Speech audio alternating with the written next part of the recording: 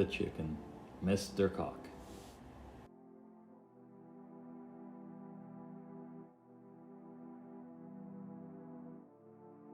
Comes to this, huh? My battle for survival. I cannot lose. Go, Mr.cock! Shut up, fool. Right as Mr.cock gets stroked in the face, he gets right back up punching him but does nothing. And he says, I am a gooey man.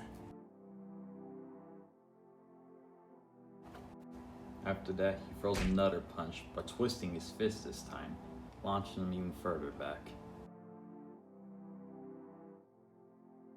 You died tonight, Cock.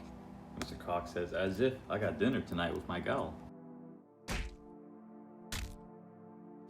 Mr.cock continues to run into his punches over and over again, and he has to ask him, why do you keep doing that? Huh? Then he throws another spinning punch at Mr.cock, and then he finally feels it and says, ah, bitch. He sees blood coming out of his arm, and he says, how'd you cut me? I'm made of goo.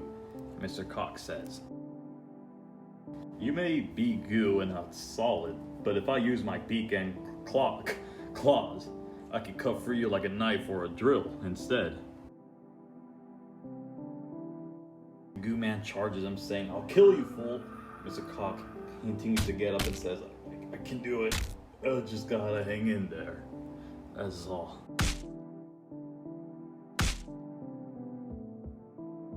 He smacks Mr.cock to the ground, but as he gets up, he sees the baby chick in his arm. He's using it to plug up the wound so all the blood gathers up. So now that he pops up the chicks, a lot more blood comes out than it should.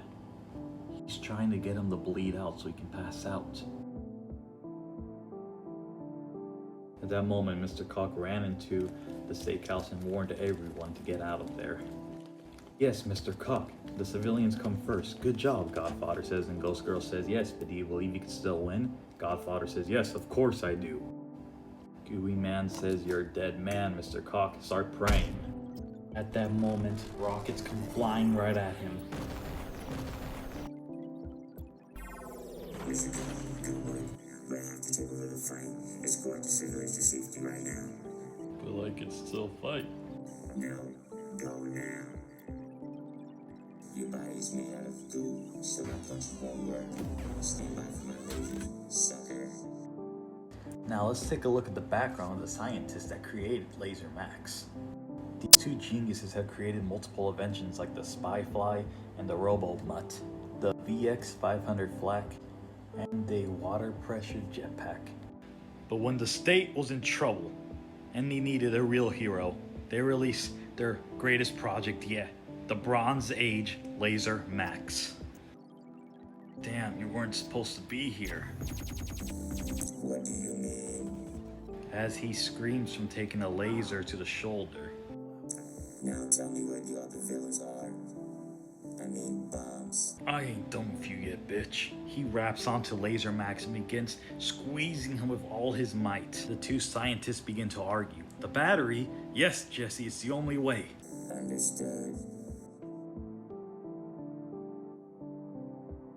As he begins to break his hydraulic lines and rip his wires, the battery core releases its energy. This suit is not built for close-range combat, Jesse. Fine, let it be then, as long as the brain makes it back. As all civilians evacuated, two scientists shout out, "Go!" And Laser Max, he launches into the air with all of his explosive energy, ripping him in two.